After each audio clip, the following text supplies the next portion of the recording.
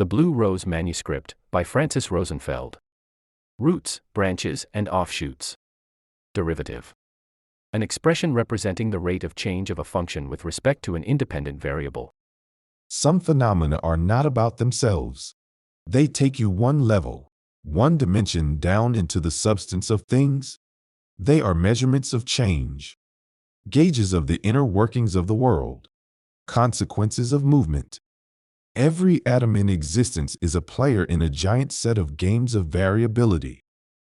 Imagine the collection of all of these games as threads, clusters, and fabrics. These threads of things happening, let's say, are not even. They display changes in speed. They have lumps and thinnings. They stop and change direction. They soar, plummet, or disappear. Their changes imprint a secondary metric into our world, a measure of variability, a smoothing over of its irregular nature. These measures show trends and directions. They clean the world of detail to reveal only the impulses of motion. They are diagrams of change. Take, for instance, the line of highest slope. The water always follows it when it flows down the hill. Or the line of lowest slope. A donkey will always find it when it carries burdens up the hill. These lines are not obvious. They are abstract measurements of the change in incline, and they only become visible when the water, or the donkey, reveals their existence. You will say to yourself that it is not reasonable to guide yourself by the wisdom of lesser things, and that is a vanity of human thought, which deems itself the arbiter of things only because it gathered a few droplets from an infinite sea of knowledge constantly refreshing itself. There are no lesser things, and there are many respects in which the donkey is wiser than you. The wisdom of the donkey is also part of the larger game of life, for which it received different tokens to play than you. We are not unchanging entities either. We are not like earthen pots, which once shaped and hardened in the fire are no longer subject to the motions of the world. We are tentative stems that emerge and grow and move and transform. We always wonder why a thing happened to us, or why life favored one way instead of another. And we do not understand that we obey the same rules as the rest of creation. Everything needs energy to keep going, and when it depletes its supply, it stops. If you understand the underlying rules of these secondary measures of motion, which run flat when things cease to change, it will become obvious why every time your life doesn't seem to change anymore, it is approaching either a summit or a bottom. We all know these things in our gut and take them for granted. We have feelings of elation or foreboding we can't explain to ourselves, but which most of the time emerge from our awareness of these change measurement undercurrents that run through everything. We all know instinctively that accelerating change leads to untenable outcomes. There is no such thing as an infinite soaring or an infinite decline. Infinite expressions don't feel at home in the world of matter. This world needs ebbs and flows to stay on course, and it can't function when changes start happening faster and faster. A wheel rolling down an endless hill will eventually gather such momentum it disintegrates all on its own, even if no obstacle hits it. The unlimited increase in its speed reaches the inner workings of the wheel, those things that keep it together, and forces them into motion too. In the same way, speeding up towards progress, which in the human heart reflects as hubris, brings people to emotions and situations inside which they can no longer function. It is as true for the things unseen as it is for the visible portion of the world. These points of extreme, where things become too fast, too far, when there is no limit to the building up of speed, break the fabric of existence. They create holes where reality should be. They are places where things no longer work as expected, and where life can't thrive. There are a lot more laws to existence than those that we know. And these laws are consistent and inexorable. One of these laws is that any coherent mechanism will self-regulate, refusing to allow local disruptions in its inner workings that could end up in the breakdown of its function. Existence is such a mechanism. It puts a limit on these sharp peaks and smooths them over, so they continue to be gentle waves and folds in the fabric of being, rather than rips and holes. All soaring civilizations experience decline. The stars that burn too hot consume themselves to nothing. There is no unlimited love, or unlimited pleasure, or unlimited fervor. Every emotion slowly dampens itself in a series of diminishing returns. Expect this to happen in your life. We amass so much misery while yearning for impossible things. I can't say this enough. Life is motion. Ideals are gauges of that motion, among many others, instances at the top of a range. They are like temperature readings. Just because you can measure the temperature at which the water freezes, that doesn't mean you can stay in it indefinitely. A couple more things before we stop for questions. Sometimes the footprint of subtle things is more obvious than they are. For instance, you can't track the warming and cooling of every gust of air, but you can infer those changes from the string of the wind. You can assess the speed and the steering on a boat on the open seas just by looking at its wake. You can tell winter is coming just by noticing how soon the plants go into dormancy. All living and non-living things have tokens to play in this large game of existence, and these tokens are very different. One that us lucky humans get to use is the ability to interpret the moves of other players, human and non-human alike. Second, there are things that only change because they are tethered to other things. Ocean tides to the moon, deserts to movements of desiccated air, lush forests to rain. They wouldn't exist in the absence of their nurturing factors. We are such things ourselves. We wouldn't be here if it weren't for sunlight, water, air, an environment that offers us sources for the energy we need to keep going.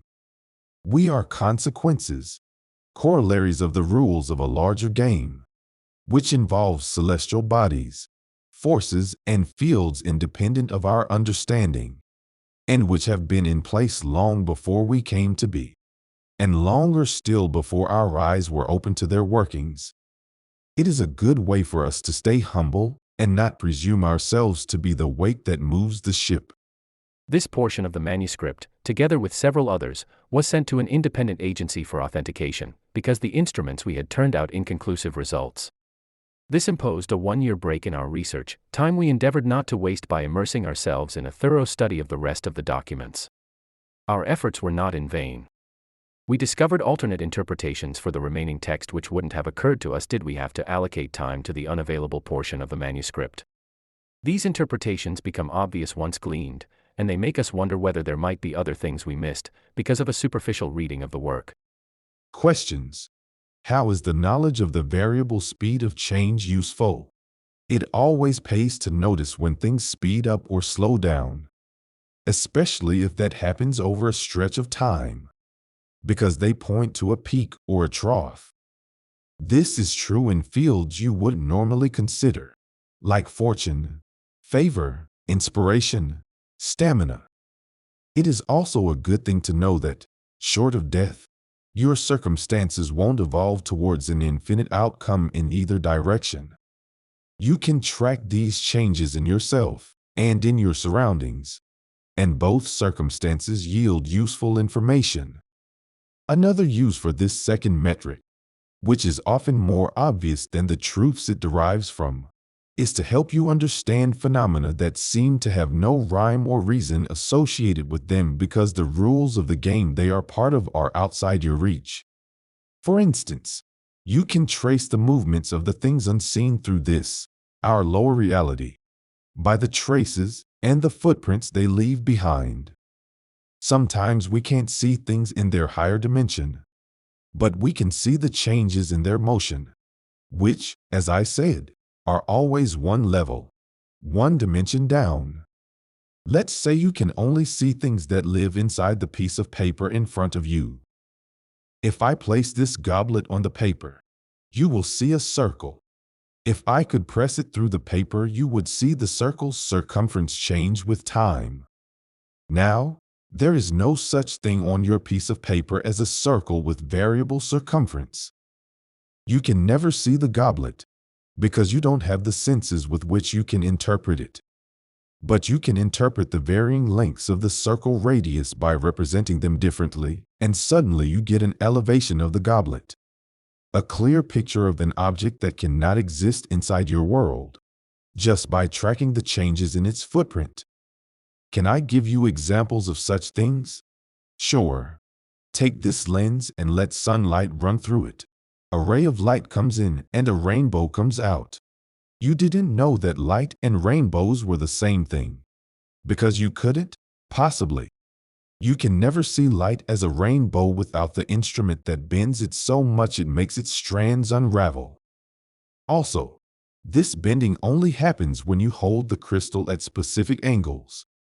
If the only information available to you was a static image taken at those angles, you would never think of light as white. But you can change the angle and thus understand that there are intrinsic properties of light which you can't see. And its different appearances are all reflections of the same governing law. We can see another version of the optical illusion of the three-dimensional rows at this location in the document. The trompe-l'oeil of this sketch is inescapable, from any distance and at any angle. Sadly, the drawing technique is still puzzling the experts and will remain shrouded in mystery for now. What if you don't care about light and rainbows? What does this concept have to do with real life? The same principle described above applies to all the things shaped by unseen rules. The workings of society, love and relationships, the gaining of a skill. Can I be more specific? Mastering a skill takes a long time during which your proficiency in that skill increases, which encourages you to work harder to improve. After a while, the amount of work becomes disproportionate with the increase in skill, which means you are approaching the top of your range. You stayed there for a while, but there is no incentive to work harder, because you can no longer improve. You have accomplished what you set to accomplish, and after enjoying your skill for a while, you start losing interest in it. And as a result of your lack of practice, your skill wanes. Does this mean you will always abandon your current interests in search of ever-changing ones? No. It just means you should pick an interest complex enough it can keep you engaged for the length of your lifetime. This way you risk having your life run short of the top of your range. But this is a better problem to have than its opposite. Can you manipulate the higher dimension by changing things one level down in its rate of change? I have to confess that I never contemplated the possibility. Could you, for instance, cut a crystal in such a way that no matter where the light comes from, it always enters it at the angle of your choice, and live inside that crystal? If you did that, in theory, all light would come out rainbows for you, no matter what. I guess the answer to your question is that you can't change the laws that govern the higher dimension. But you can shape your own experience of those laws, and that may be enough for you. Come to think of it, we experience this all the time. Parallel lines don't meet at the horizon, and things don't get smaller as they get farther away. We change from infancy to old age. But we always think of ourselves as the person we are in the present.